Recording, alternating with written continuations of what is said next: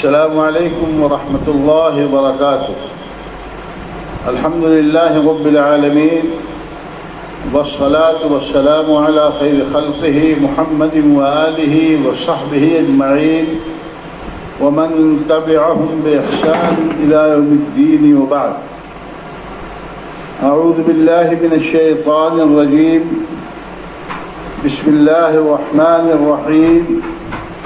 وما أصاب من مصيبة في الأرض ولا في أنفسكم إلا في كتاب من قبل أن نبرأها إن ذلك على الله يسير. ناظرین و سامعین، کرونا وائرس یا کووڈ-19 جیسی عالمگیر مصیبت کے سبب اس وقت ہند و نیپال کے علاوہ دنیا کے بیشتر ممالک میں لاک ڈاؤن چل رہا ہے اور لوگ ایک طرح سے اپنے گھروں میں محبوس اور مقید ہو کر کے رہ گئے. فرصت کے ان اوقات کو مفید اور بامقصد بنانے کے لیے مختصر دروس کا ایک سلسلہ شروع کیا جا رہا ہے تاکہ فرصت کے ان اوقات کو قیمتی بنایا جا سکے اور ان سے استفادہ کرنا ممکن ہو سکے. ناظرین و سامعین حضرات، آج کے درس کا عنوان ہے مسائل و مشکلات اسلامی نقطہ نظر سے. اس تعلق سے تین اہم اور بنیادی باتوں کی جانب آپ حضرات کی توجہ مبذول کرائی جائے گی. پہلی چیز یہ ہے کہ اللہ رب العالمین کا ارشاد ہے سورہ حدید کی آیت نمبر 22 میں اللہ رب العالمین نے فرمایا کہ وما اصاب من مصیبت فی الارض ولا فی انفسکم الا فی کتاب من قبل ان نبرأها.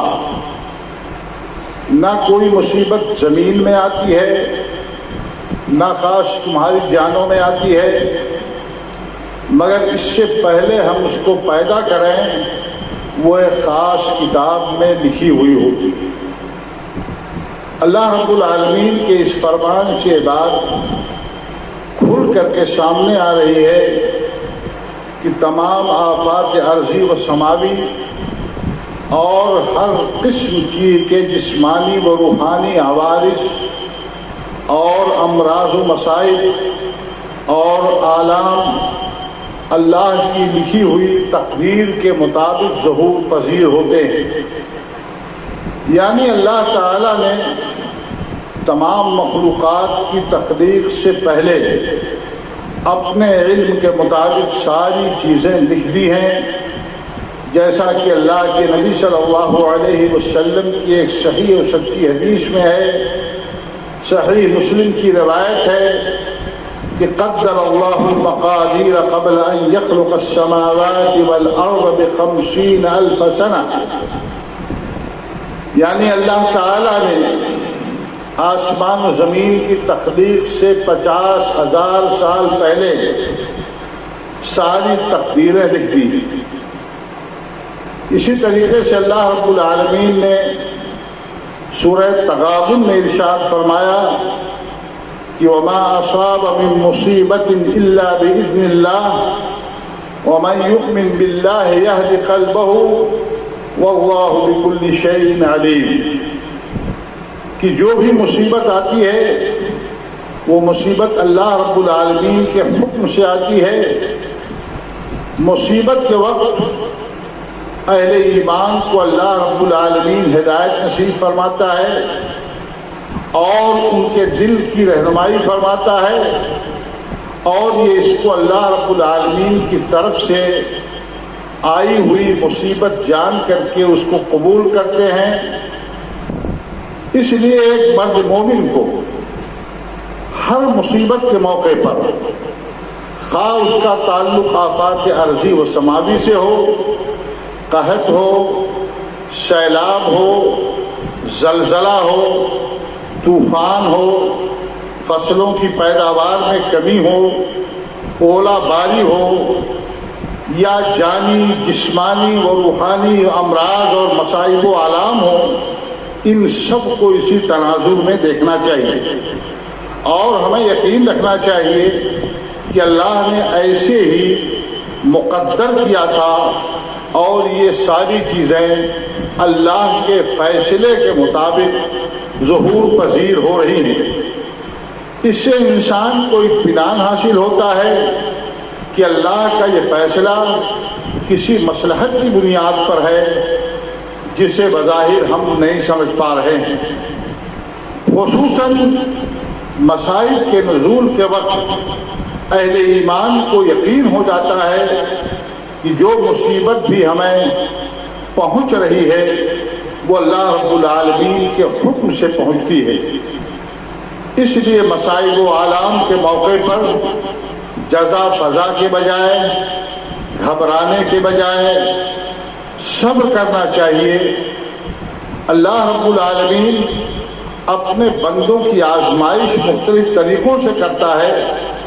کبھی اللہ رب العالمین بندوں کی آزمائش انہیں نعمتیں دے کر کے کرتا ہے، اور کبھی اللہ رب العالمین ان نعمتوں کو ان سے چھین کر کے اللہ رب العالمین ان کی آزمائش کرتا ہے۔ جیسا کہ سورہ فجر کے اندر اللہ رب العالمین نے ارشاد فرمایا کہ فَأَمَّا الْإِنسَانُ إِذَا مَا ابْتَلَاهُ رَبُّهُ فَأَكْرَمَهُ وَنَعَّمَهُ فَيَقُولُ رَبِّي أَكْرَمَنِ وَأَمَّا إِذَا مَا ابْتَلَاهُ فَقَدَرَ عَلَيْهِ رِزْقَهُ فَيَقُولُ رَبِّي أَهَانَنِ۔ تو اس لیے ہمیں اللہ رب العالمین کے ہر فیصلے کو تسلیم کرنا چاہیے، اور ہر فیصلے کے سامنے اپنے سر تسلیم کو خم کر دینا چاہیے۔ دوسری بات اس حوالے سے یہ ہے کہ ہمیں اس بات پر یقین رکھنا چاہیے کہ اللہ جو اپنی تقدیر کے مطابق مصائب و آلام نازل فرماتا ہے، وہی ان مصائب و آلام کو ٹالنے والا بھی ہے اور انہیں ختم کرنے والا بھی، جیسا کہ اللہ تعالیٰ کا ارشاد ہے وَإِن اللَّهُ بِضُرٍّ فَلَا كَاشِفَ لَهُ إِلَّا هُوَ وَإِن يُرِدْكَ بِخَيْرٍ فَلَا رَادَّ لِفَضْلِهِ يُصِيبُ بِهِ مَن يَشَاءُ مِنْ عِبَادِهِ وَهُوَ الْغَفُورُ الرَّحِيمُ۔ اللہ رب العالمین نے فرمایا کہ اور اگر اللہ تم کو کوئی تکلیف پہنچائے تو اس کے سوا اس تکلیف کو دور کرنے والا کوئی نہیں ہے، اور اگر وہ تمہیں کوئی خیر پہنچانا چاہے تو اس کے فضل کو کوئی ہٹانے والا نہیں ہے۔ وہ اپنا فضل اپنے بندوں میں سے جس پر چاہے نچھاور کر دے، اور وہ بڑی مغفرت اور بڑی رحمت والا ہے۔ تیسری بات اس حوالے سے مجھے یہ کہنی ہے کہ ہر مسلمان کو اس بات پر بھی یقین رکھنا چاہیے کہ اللہ کی مرضی اور اس کی مشیت کے بغیر کوئی بھی چیز انسان کو نہ فائدہ پہنچا سکتی ہے نہ نقصان۔ جامع ترمذی کی ایک روایت ہے جسے امام ترمذی رحمہ اللہ نے صحیح قرار دیا ہے کہ اللہ کے نبی صلی اللہ علیہ وسلم نے حضرت عبداللہ بن عباس رضی اللہ تعالی عنہما کو عقیدہ کے تعلق سے چند بنیادی اور قیمتی باتوں کی نصیحت فرماتے ہوئے، انہیں تعلیم دیتے ہوئے آپ نے ارشاد فرمایا تھا کہ عبداللہ بن عباس وَاعْلَمْ أَنَّ الْأُمَّةَ لَوِ اجْتَمَعَتْ عَلَىٰ أَن يَنفَعُوكَ بِشَيْءٍ لَمْ يَنفَعُوكَ إِلَّا بِشَيْءٍ قَدْ كَتَبَهُ اللَّهُ لَكَ۔ کہ عبداللہ بن عباس اس بات کو جان لو اور اس بات پر یقین کر لو کہ پوری امت مل کر کے اگر تمہیں کسی چیز کا فائدہ پہنچانا چاہے، کوئی فائدہ پہنچانا چاہے، تو پوری امت مل کر کے تمہیں اتنا ہی فائدہ پہنچا سکتی ہے جتنا اللہ نے تمہاری قسمت میں پہلے سے لکھ رکھا ہے۔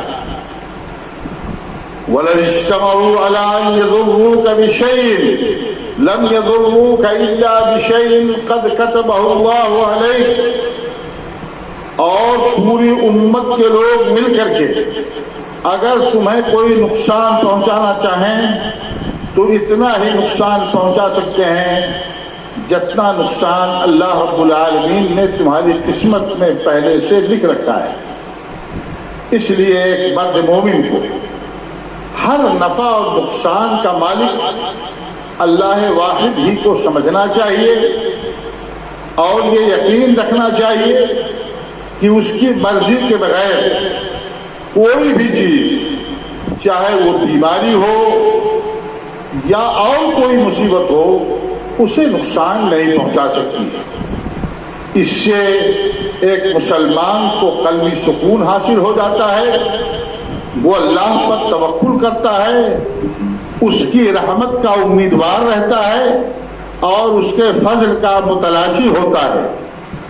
موجودہ حالات میں جبکہ پوری دنیا کووڈ-19 کے سبب خوف و ہراس کا شکار ہے اور لوگوں کے سروں پر موت کا سایہ ہر جگہ منڈلاتا ہوا نظر آ رہا ہے، عقیدہ سے متعلق اس اسلامی تعلیمات مسلمانوں کو سکون و اطمینان دلانے کے لیے کافی ہے۔